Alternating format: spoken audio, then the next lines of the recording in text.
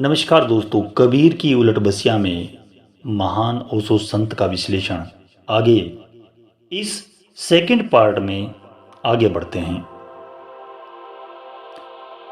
इसे लीला कहते हैं, एक खेल है, शत्रुता नहीं है। अगर पृथ्वी और आकाश दूर भी जाते हैं तो करीब आने को, अगर पदार्थ और परमात्मा में भेद भी पड़ता है तो वह भेद केवल पास आने की प्रतीक्षा है, पास आने की तैयारी है। तुम इसको कभी अनुभव करो अगर तुमने प्रेम किया है। इसलिए कहता हूं कि अगर तुमने प्रेम किया है, क्योंकि वह बहुत कम लोग प्रेम को उपलब्ध होते हैं। प्रार्थना तो बहुत दूर की बात है, जीवन प्रेम से भी वंचित रह जाता है। अगर तुमने कभी प्रेम किया है तो तुम एक लय अनुभव करोगे। प्रेमियों में प्रेमी दूर होते हैं, करीब आते हैं, एक छंद है। क्योंकि अगर तुम सदा ही करीब करीब रहो तो भी रस खो जाता है, अगर तुम सदा ही दूर दूर रहो तो प्रेम अटूट होता है, एक लयबद्धता होती है। प्रेमी दूर हटते हैं ताकि पास आ सकें, पास जाते हैं फिर दूर हट जाने को। अगर तुमने कभी प्रेम किया है तो तुमने पाया कि प्रतिपल यह यात्रा चलती रहती है, दूर होने की, पास होने की। कभी झड़ते हैं दूरी बनाने को, कभी क्रोधित हो जाते हैं ताकि मुख एक दूसरे से फिर मिल जाए, एक दूसरे की तरफ पीठ हो जाए। लेकिन वह क्रोध उन्हें और भी पास ले आता है। जब क्रोध का तूफान आ चुका होता है, पीछे के सन्नाटे का क्या कहना, तब वहाँ प्रेम की मधुरिमा खिलती है। जब दो प्रेमी लड़ते हैं, झगड़ चुकते हैं, झगड़ने के बाद प्रेम से फिर से अभिनव हो जाता है, मिल जाते हैं। ये हमने देखा है, ये आम जीवन में भी हम देखते हैं। प्रेमी झगड़ते हैं। जिसने जीवन के इस संगीत को समझा उसके लिए पृथ्वी और परमात्मा का द्वंद्व नहीं है, खेल है। उसे आत्मा शरीर के बीच कोई संघर्ष नहीं है। सतत पास आना और सतत दूर जाने की छंदबद्धता है। योग परम संगीत की एक कला है, वह कोई दुश्मनी नहीं। इसलिए शरीर से लड़ना मत, पृथ्वी को त्याज्य मत समझना, पदार्थ को आसार मत कहना, बाजार को व्यर्थ मत कहना। क्योंकि बाजार और हिमालय के बीच एक छंद चला आ रहा है, गहरा छंद। इसलिए मैं निरंतर कहता हूं कि उन सन्यासियों को कुछ भी उपलब्ध न होगा जो सदा के लिए हिमालय भाग गए। उन गृहस्थियों को कुछ भी नहीं मिलेगा जो कहीं बाजार में खो गए।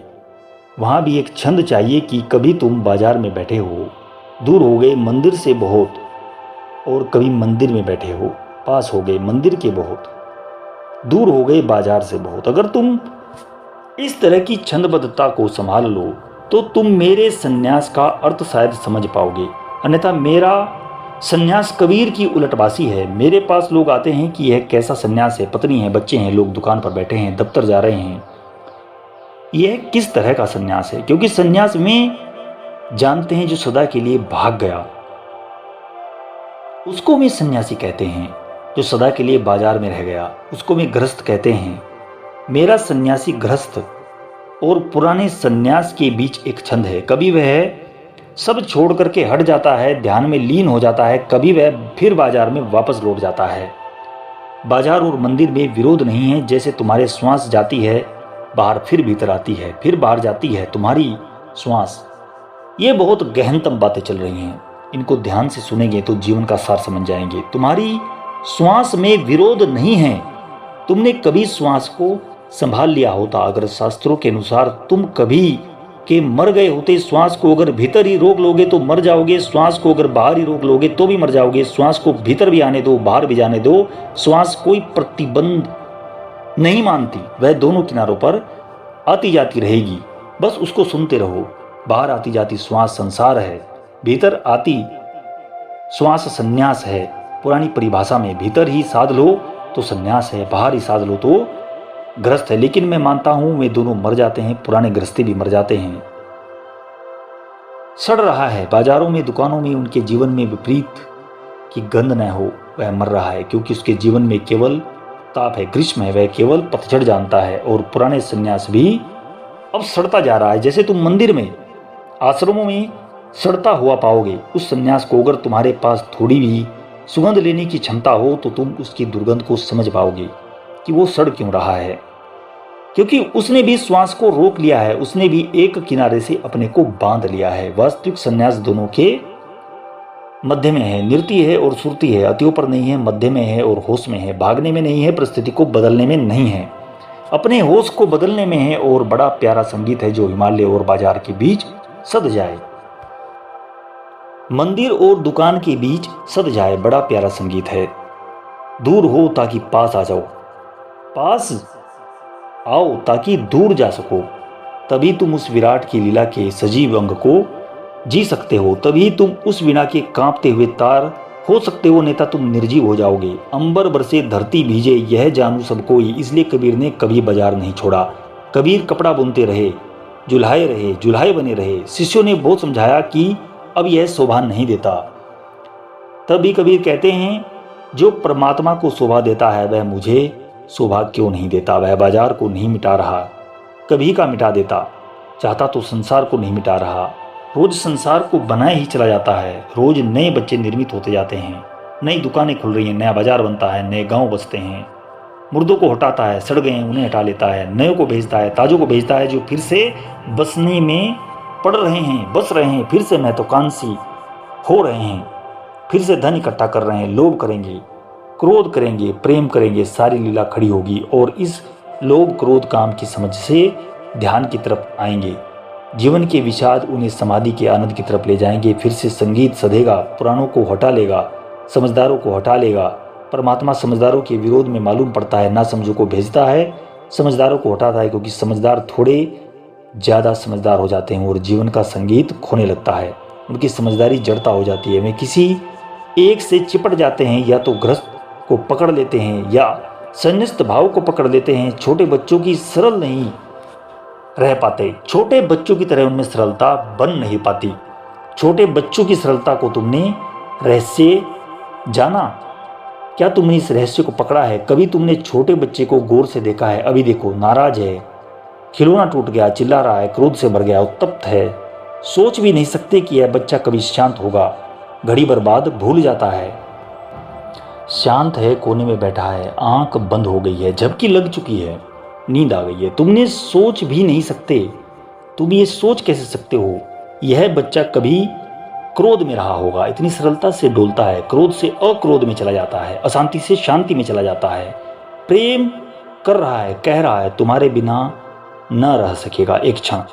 अभी नाराज हो गया, अब कहता है तुम मर ही जाओ, तुम्हारी कोई आवश्यकता नहीं। क्षण भर बाद क्रोध आ चुका है, घृणा जा चुकी है, फिर तुम्हारे गले से मिल गया। छोटे बच्चों की सरलता को समझो, क्यों जीसस मोहित हैं छोटे बच्चों पर। क्या वे कहते हैं मेरे परमात्मा के राज्य में भी वे प्रवेश कर सकेंगे? जो छोटे बच्चों की भांति हैं, जो द्वंद्व के बीच सरलता से गतिमान हो जाए, वही सरल है। तुम्हारे सन्यासी भी जटिल हैं, तुम्हारे ग्रस्त भी जटिल हैं, अकड़ गए हैं। एक ने भीतर ही श्वास बांध रखी है, एक ने बाहर ही रोक ली है, दोनों मर जाएंगे। श्वास को भीतर बाहर आने दो। यह श्वास बड़ा गहरा प्रतीक है। जिस दिन तुम सरल होगे, समझोगे, जिस तरह श्वास भीतर बाहर आती है, इसी तरह तुम्हारी चेतना भी बाहर भीतर आ जा रही है। तब तुम्हारी चेतना भी जीवित होगी। इसलिए जो लोग आंख बंद कर लेते हैं संसार की तरफ और कठोर होकर हड्डियों को साध कर भीतर ही रहने की कोशिश करने लगते हैं, उनके जीवन दीन और दरिद्र हो जाता है। तुम उसके जीवन में गरिमा कभी ना पा पाओगे, तुम उनके जीवन में सृजन की क्षमता कभी ना देख पाओगे। तुमने कभी सुना है कि इन आंख बंद करने वाले अंतर्मुखी लोगों ने इंट्रोवर्स दुनिया का कोई सुंदर ऐसा गीत गाया है, दुनिया का कोई ऐसा सुंदर चित्र बनाया है, कोई सुंदर मूर्ति बनाई है, किसी बीमारी का नया इलाज किया है? इन्होंने दुनिया को कुछ ऐसा दिया है। इनकी सृजनात्मकता क्या है, इनकी क्रिएटिविटी क्या है? ये तो मुर्दे हैं। ये हैं या ना हो, कोई बात नहीं, एक बराबर है। ये भीतर बंद होकर बैठ गए हैं, इनका जीवन सड़ चुका है, ये पोखरों की तरह रह गए हैं। नींद, इनकी नींद गहरी हो गई है। ये नदी नहीं बन सके जो बहती हो, बंद हो गए, अब इनसे दुर्गंध आ रही है। कोई कहीं पर भी ऐसा कोई भी सन्यासी हो, इनकी एक बड़ी संख्या है, लाखों में लाखों लोग बहुत जगह पर हैं, भारत में भी हैं और दूसरी जगहों पर भी हैं। सदियों से तुमने उन्हें पूजा है, उनके पैर छुए हैं, उनको पूजते हो, पूजते रहते हो। वे तुम्हें भी लाश की तरह ही बना देंगे। पश्चिम में एक बड़ी समस्या है, दुर्भाग्य है। वहां लोग बाहर ही जी रहे हैं, उनके जीवन में धन धान्य बहुत है, लेकिन भीतर की शांति नहीं है। वे गीत तो बहुत निर्मित करते हैं लेकिन गीत में भीतर का स्वर नहीं आता। वे मूर्तियाँ भी बहुत बना लेते हैं लेकिन उनकी मूर्तियाँ ऐसी गलती हैं जैसे पागलों ने बनाई हैं। पिकासो के चित्र देखो, ऐसा लगता है कोई विक्षिप्त आदमी चित्र बना रहा है। कितने कलात्मक हो तो भी सुंदर नहीं, कितना श्रम किया है उन्होंने, तो भी उनके भीतर कोई अहोभाव नहीं, कोई आशीर्वाद नहीं।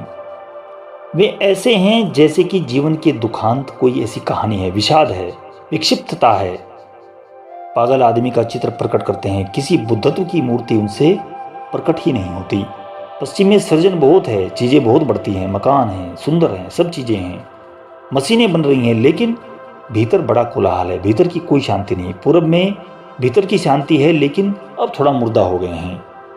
ये दोनों ही कुछ अधूरे हो गए हैं और दोनों परमात्मा का विरोध है। परमात्मा चाहता है तुम श्वास भी लो, तुम श्वास छोड़ो भी, तुम आकाश भी चाहो और तुम पृथ्वी को भी चाहो, तुम्हारी दोनों ओर की चाहें हो, विरोध ना हो, तुम्हारी दोनों चाहें किसी मनचाहे का अंग हो जाएं, एक विराट संगीत के दो स्वर हो जाएं, अन्यथा तुम एक अंगे हो जाओगे और संतुलन खो बैठोगे।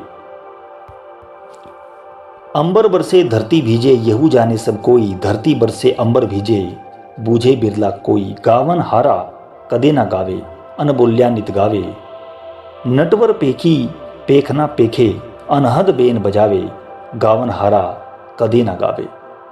वह जो असली गीत गाने वाला है वह कभी गाता नहीं, जटिल है बात।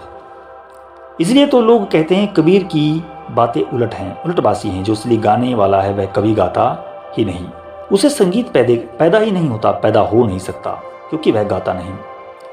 और जब तक तुम गाते हो तब तक गीत ऊपर होगा, तुम्हारी आत्मा से पैदा न होगा। चीन में एक बड़ी पुरानी सी एक उक्ति है, संगीतज्ञ परिपूर्ण हो जाता है। यानी कि जब कोई संगीतज्ञ पूरा संगीत सीख चुका होता है तो उसकी वीणा को तोड़ देता है, क्योंकि वीणा भी शिखड़ की खबर देती है। और जब धुनरधुरी परिपूर्ण हो जाता है तो धनुष को छोड़ देता है। बड़ी पुरानी ताओ कथा है कि एक आदमी बहुत बड़ा धनुर्विद हो गया। सम्राट ने घोषणा की राज्य की इससे बड़ा कोई धनुर्विद नहीं है। अगर कोई प्रतिभागी सोचता हो कि इससे बड़ा धनुर्विद है तो आकर प्रतियोगिता करे, अन्यथा यह आदमी राज्य का सर्वोत्तम धनुर्विद घोषित है। 3 महीने का समय भी वहां पर दिया गया। दूसरे दिन एक दिन बूढ़ा आदमी आया और उस धनुर्विद से बोला, इस पागलपन में मत पड़ो, क्योंकि मैं एक ऐसा आदमी जानता हूं जो तुमसे बड़ा धनुर्विद है। तो उस धनुर्विद ने कहा वह आ जाए और प्रतियोगिता करे। वह बूढ़ा हंसने लगा। उसने कहा, जितना बड़ा हो जाता है उतना ही प्रतियोगिता के पार हो जाता है। यह तो बच्चों का काम है, प्रतियोगिता, कंपटीशन। वह ना आएगा, तुमसे कंपटीशन नहीं करेगा। अगर तुम्हें सीखना हो तो तुम्हें ले जा सकता हूँ उन्हीं के पास। धनुर्विद हैरान हुआ क्योंकि उसने सोचा ना था कि यह कोई ऐसी बात हो सकती है, कोई इतना बड़ा धनुर्विद हो सकता है, धनुर्धारी हो सकता है। लेकिन बड़े होने के कारण प्रतियोगिता में न उतरे। छोटे उतरते हैं प्रतियोगिता में स्वभावतः, क्योंकि छोटे ही बड़ा होना सिद्ध करना चाहते हैं, इसलिए प्रतियोगिता में उतरते हैं ताकि सिद्ध हो सकें। हम बड़े हैं, जो बड़ा है वह बिना किसी प्रमाण के बड़ा है। उसे कोई प्रतियोगिता, किसी सम्राट का सर्टिफिकेट ना चाहिए। इसलिए जो लोग ध्यान में उतरते हैं उनके लिए बुद्ध ने कुछ नियम बनाए कि ध्यान के पूर्व उन्हें अपने विचारों के परिपूर्ण नियंत्रण में लाना होगा, क्योंकि कभी कभी ऐसा हो सकता है कि तुम थोड़े से ध्यान की क्षमता आ जाए और कभी कभी क्षण भर तुम मौन होने लगे और विचारों पर पूरा नियंत्रण ना हो। कोई गलत विचार उस समय तुम्हारे मन के आकाश से गुजर जाए तो वह पूरा हो जाए। और गलत विचार तुम्हारे मन से 24 घंटे गुजर रहे हैं। जरा किसी ने गाली दी और तुम कहते हो मर जाओ, अभी कहते हो कोई हर्जा नहीं, क्योंकि कोई मरता नहीं।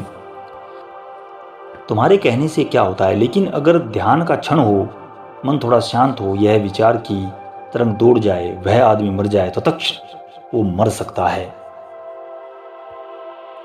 इसलिए समस्त ध्यानियों ने, पतंजलि ने, बुद्ध ने, समस्त ज्ञानियों ने ध्यान के पहले शील को रखा है। उनका कारण यह नहीं है कि चरित्रहीन ध्यान को नहीं पा सकता, चरित्रहीन ध्यान को पा सकता है, लेकिन चरित्रहीन का ध्यान खतरनाक हो जाएगा। इसलिए शील प्राथमिक आवश्यकता है। इसीलिए पतंजलि के 8 नियम हैं, बुद्ध का अष्टांग मार्ग है, महावीर के 5 महाव्रत हैं। उनका ध्यान से कोई सीधा संबंध नहीं है। ध्यान उसके बिना हो सकता है, लेकिन जब ध्यान से अभिशाप पैदा हो जाए तब दुर्वासा हो जाते हैं। अगर दुर्वासा कभी भी हुए हैं तो सील के नियम छोड़कर उसने ध्यान किया है, तब दुर्घटना घट सकती है। कबीर कहते हैं, गावन हारा कधे न गावे। कबीर कहते हैं, जो असली गायक है वह गाता थोड़े ही है, उससे गीत पैदा होता है। असली गायक स्वयं ही गीत है, वह गाता नहीं है, क्योंकि गाना तो कृत्य है। असली गायक की आत्मा ही गीत है, उसका होना गीतपूर्ण है। तुम उसके पास जाकर संगीत सुनोगे, वह चुप बैठा हो तो भी उसके चारों तरफ मधुर संगीत ही गूंजेगा। तुम पाओगे एक गुनगुनाहट हवा में होगी, एक गीत उसके होने से पैदा होता रहेगा, एक सन्नाटा, लेकिन संगीत पूर्ण तुम्हें छुएगा, स्पर्श करेगा, तुम्हें भर देगा। गावन हारा कदे न गावे। इसलिए तो परमात्मा का गीत तुम्हें सुनाई नहीं पड़ता, क्योंकि वह गा नहीं रहा है, वह स्वयं गीत है। जब तक तुम परिपूर्ण शून्य न हो जाओ, तुम उस गीत को कभी न सुन पाओगे। अवधू शून्य गगन घर कीजिए। जैसे ही तुम शून्य घर में प्रविष्ट हो जाओगे, वैसे ही वह गीत सुनाई पड़ने लगेगा, जो परमात्मा है। गावन हारा कदे ना गावे, अन बोल्या नित गावे।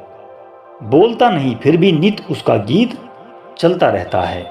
नटवर पेखी पेख ना पेखे, अनहद बेन बजावे। और जिसने उसको देख लिया, नाचने वाले को, उस गाने वाले को, उस नटवर को, उस नटराज को, उसने सब कुछ देख लिया, क्योंकि उसका नृत्य ही सारा दृश्य जगत है। ये तो तुम्हें फूल पत्ते वृक्ष आकाश बादल दिखाई पड़ रहे हैं, ये सब उसके नृत्य के भाव भंगिमाएं हैं। पूरा अस्तित्व नाच रहा है। इसलिए परमात्मा की जो गहनतम प्रतिमाएं घड़ी गई हैं, वह नटराज है, और सारी प्रतिमाएं उनके सामने फीकी है। नटराज तो बेजोड़ है, नाचने वालों का राजा, वह दिखाई नहीं पड़ता। नटराज का अर्थ है ऐसा नर्तक जिसके भीतर नर्तक और नृत्य में भेद नहीं है, जो स्वयं अपना नृत्य है, जो नर्तक भी है और नृत्य भी है। यह सारा अस्तित्व है, उसका नर्तन है। और उस नर्तन को तुम समझ लो तो नर्तक मिल जाएगा। नर्तक मिल जाए तो तुम नर्तन को समझ लो। प्रकृति को तुम ठीक से पहचान लो तो परमात्मा की प्रतिमा उभर आए, परमात्मा से तुम्हारे मिलन हो जाए। प्रकृति तुम्हें उसकी भाव भंगिमा मालूम पड़ेगी। इसी